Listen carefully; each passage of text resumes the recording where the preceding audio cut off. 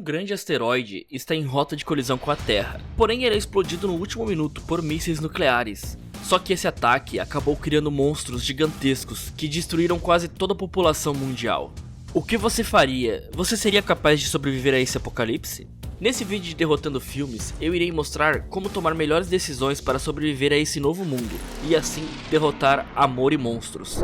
Nós começamos ouvindo a história do que aconteceu com a Terra. Um asteroide, Agatha 616, estava a caminho da Terra, e a humanidade uniu-se atacando esse asteroide, com vários foguetes, e assim conseguindo destruir o asteroide. Porém, mesmo que isso tenha evitado o impacto com a Terra, acabou gerando outro problema. Os compostos químicos dos foguetes caíram na Terra, e causaram mutações em seres de sangue frio, transformando esses animais em monstros gigantes que podem devorar humanos. Praticamente, só aves e mamíferos não sofreram essa mutação, então aqui você pode esperar qualquer tipo de monstro. No primeiro ano, 95% da população mundial foi morta por essas criaturas. Mas pelo menos, os grandões, como Joel menciona, foram mortos pelos militares. Imagina o tamanho dessas coisas.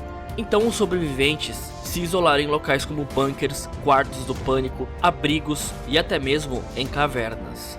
Joel não tem muita aptidões para combater as criaturas, então ele nunca sai do bunker e apenas faz tarefas como cozinhar, consertar o rádio e manter a comunicação com os outros sobreviventes. Isso não é ruim, galera, todos precisam ter suas tarefas em um apocalipse. Porém, mesmo você fazendo essas coisas, você precisa saber o básico de como lutar, e Joel mal consegue acertar uma flecha em um alvo parado.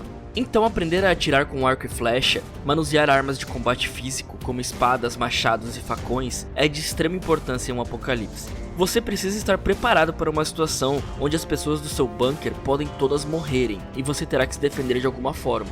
Uma criatura acaba invadindo o bunker de Joel e todos os seus companheiros se juntam para matar a criatura. E Joel quer ir junto ajudar, porém todos ali já conhecem ele e sabem que ele é um dos caras que travam e não deixam ele ir junto. Porém, eles são atacados pela criatura e Joel corre para o local, achando que eles precisam de ajuda. Como eu sempre digo, existem 3 tipos de pessoas: as que atacam, as que correm e as que congelam. Na verdade existem 4.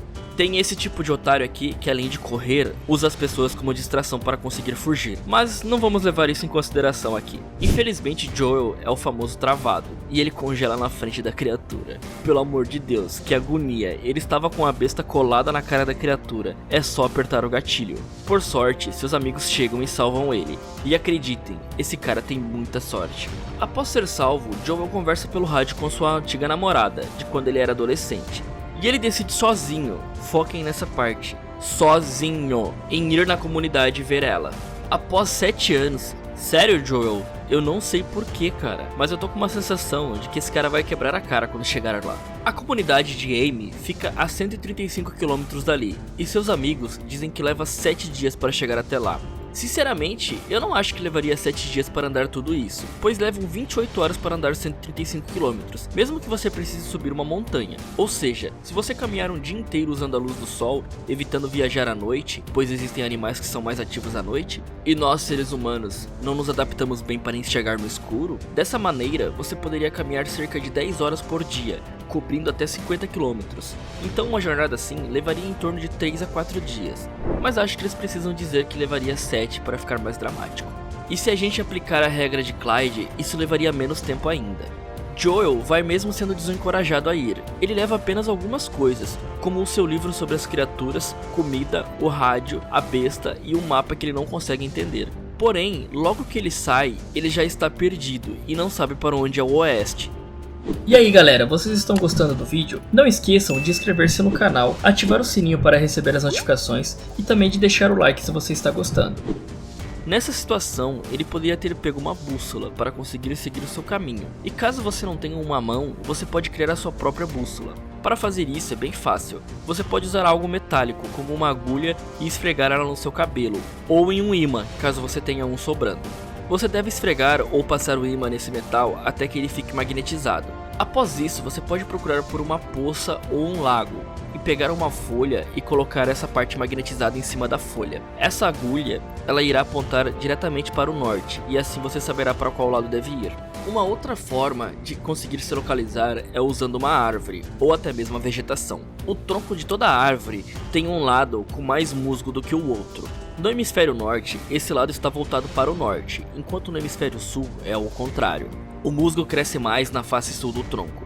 No caso, Joel precisava olhar para as árvores e procurar o lado que tinha mais musgo. Como ele está nos Estados Unidos, esse lado seria o lado norte. Se fosse aqui no Brasil, galera, o lado com mais musgos seria o sul.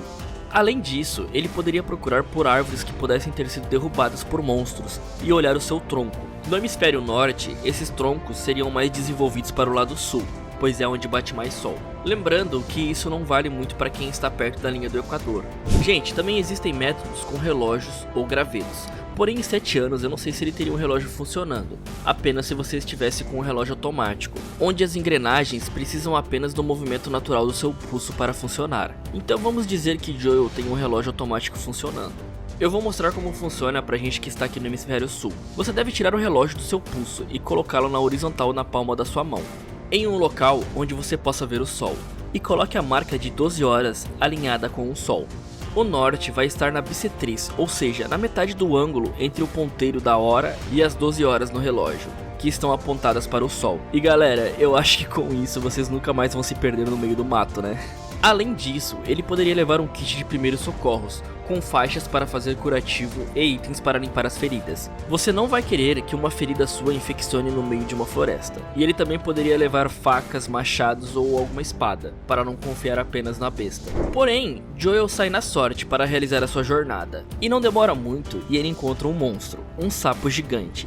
Esse sapo aparentemente só pode utilizar sua língua para atacar Joel. Então aqui, se ele tivesse qualquer arma que mencionei antes, como uma machadinha, ele poderia cortar a língua do sapo e fugir tranquilamente. E só pra constar, galera, eu já gosto mais do cachorro do que do protagonista. Se esse cachorro morrer eu vou ficar bem puto, porque ele é 10 vezes mais inteligente que o Joel. Joel acaba sendo salvo pelo cachorro, porém ele também poderia tentar quebrar um galho desses aqui e bater na língua do sapo para ele soltar a sua perna. Realmente, o cachorro é muito mais inteligente que o cara, até a porta ele sabe fechar. Ainda bem que o garoto resolveu ir junto com o Joel, porque convenhamos, ele não teria muita chance aqui, porque era totalmente despreparado para lidar com os monstros. No caminho, Joel encontra algumas frutinhas e já vai logo querendo comer, mas o garoto não deixa ele comer, menos mal, né? Se você não tiver um cachorro tão inteligente quanto esse, você pode usar outros meios para saber se essas frutinhas são venenosas. Veja se alguma das frutas foram comidas por aves, que provavelmente não se transformaram em monstros, por não terem um sangue frio. 90% do que os animais comem também pode ser comido por humanos. E além disso, você pode tentar ver se existe algum tipo de veneno nessa planta, passando ela no seu pulso e aguardando um tempo para ver se teve alguma reação alérgica. Mas uma das regras básicas é prestar atenção em tudo que está à sua volta, pois está cheio de monstros que podem te matar num piscar de olhos. Joel parece que está indo para um piquenique e não tem nem ideia de como se comportar nessa nova realidade. E o que eu falei, como ele não prestou atenção, acabou caindo nesse buraco. Com certeza, vendo esse monte de ossos, ele deveria sair dali o mais rápido possível. Ele poderia usar suas flechas para escalar a parede do fosso, utilizando elas como se fossem aquelas picaretas usadas para alpinismo. Caso elas fossem de carbono, a resistência seria bem grande, desde que você segurasse próximo à parede. Porém, Joel tem a sorte de ser resgatado por dois estranhos, que jogam uma corda para salvar ele. E esses dois ensinam muitas coisas a Joel, até mesmo que os monstros podem seguir você pelo cheiro. Dessa maneira, após saber disso, é sempre bom andar com vinagre, ou qualquer coisa que possua um odor muito forte, para disfarçar o seu cheiro, fazendo com que você não seja seguido por essas criaturas. Eles também ensinam a regra de que ou você dorme ou tem uma refeição quente, nunca as duas.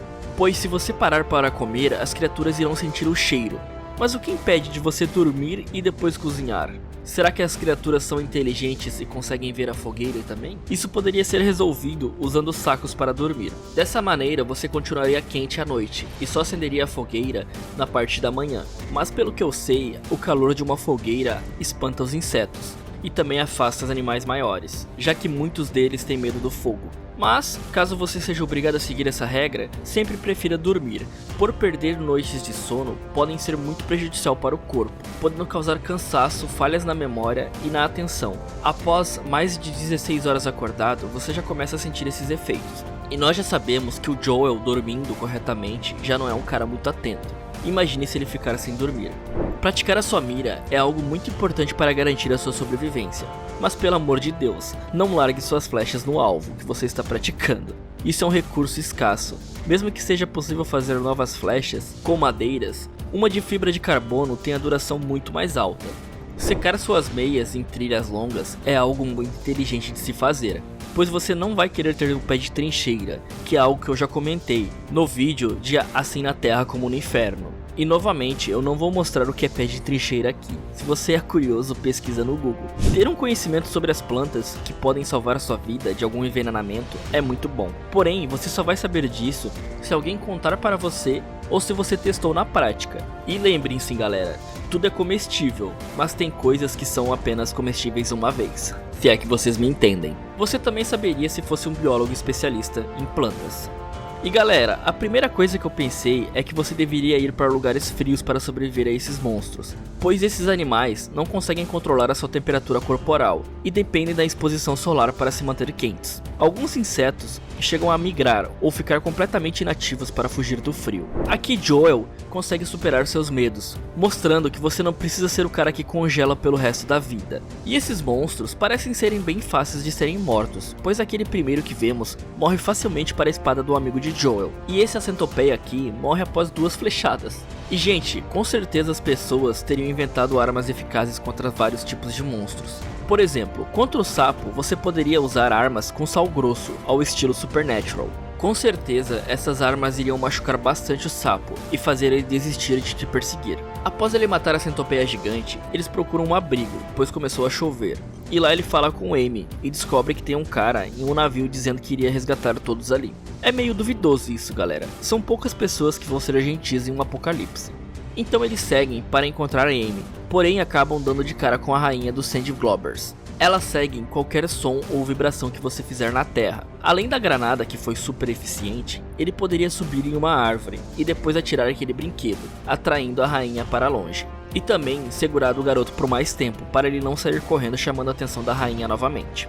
Então Joel usa a granada e pula no rio explodindo a rainha em milhares de pedaços. Porém, ele acaba sendo pego por sanguessugas, e pessoal, aqui não teria o que fazer, pois sanguessugas aquáticas são praticamente impossíveis de serem evitadas. A única maneira é não entrando na água, porém aqui não teria como fazer isso. E após ele ser envenenado pelas sanguessugas, ele consegue encontrar aquela planta, que pode combater o veneno. E Joel também é encontrado por um cara da colônia de Amy. Essa colônia mais parece ser um lar de idosos. Como é que essa galera luta contra os monstros? Lá ele conhece o capitão e sua equipe, e também reencontra a Amy. Eu queria saber o que essa galera tem com roubar comida. Provavelmente esse seria o único motivo da galera ser expulsa dos acampamentos.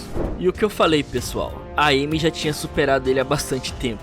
E isso só não fica mais constrangedor porque a pessoa que ela estava junto acabou morrendo. Então toda essa viagem poderia ter sido evitado se Joe tivesse consertado o rádio e perguntado para a Amy. E aí, vamos fechar? Mas desse jeito não teríamos o filme, né? Bom, agora ele fica bravinho com isso e quer voltar para sua comunidade. Porém o sufoco que ele passou para chegar até lá provavelmente não compensa muito você fazer a viagem de volta, né? Ele não vai ter a mesma sorte de ser salvo na última hora algumas vezes. Joel acaba criando suspeitas sobre o capitão, pois ele conta algumas histórias que não são verdades, como lagartos que escalam as paredes, sendo que Clyde tinha dito para ele que isso não era possível. E ainda por cima, o capitão manda as mesmas frutas que Joel queria comer no começo do filme. Então ele vai tentar avisar a Amy, porém ele toma um soco e fica inconsciente. Eles acordam amarrados e descobrem que o capitão queria apenas roubar os mantimentos da colônia, e ele tem um caranguejo gigante preso a uma corrente. Uma das poucas maneiras aqui seria ir para cima do capitão, que controlava o monstro, ignorando totalmente o monstro e indo tentar destruir aquela caixa que ele utilizava para controlar o caranguejo. Joel olha nos olhos da criatura e lembra do que Clyde falou, que algumas criaturas não são más, e ele saberia disso apenas pelo olhar. Então Joel vê que o caranguejo não é mau e está apenas sendo controlado pelo capitão, e acaba atirando na corrente que controlava a criatura, libertando ela, e o caranguejo vai direto matar todos que estão no iate. Agora nosso protagonista vai voltar para sua colônia, e ele também fala para Amy que alguns amigos comentaram que viver nas montanhas parece ser seguro, e ele está planejando ir para lá. E finalmente ele beija a Amy, e ela diz que vai encontrar ele em qualquer lugar que seja. O filme acaba com Joel voltando para a colônia e indo para as montanhas. E Amy também estava indo para lá. Ele está dando dicas para possíveis sobreviventes, Cara, esse é o meu trabalho, pode parar por aí. E galera, esse foi como derrotar Amor e Monstros. Espero que vocês tenham gostado bastante do vídeo. E eu acho que o universo desse filme vai ser bastante explorado, pois faltaram aparecer bastante tipo de monstros, como crocodilos gigantes e cobras, por exemplo. Não esqueçam de inscrever-se no canal e também de ativar o sininho para receber as notificações de quando sair um novo vídeo. E se você gostou do vídeo, capricha no like. Muito obrigado por assistir e até o próximo vídeo.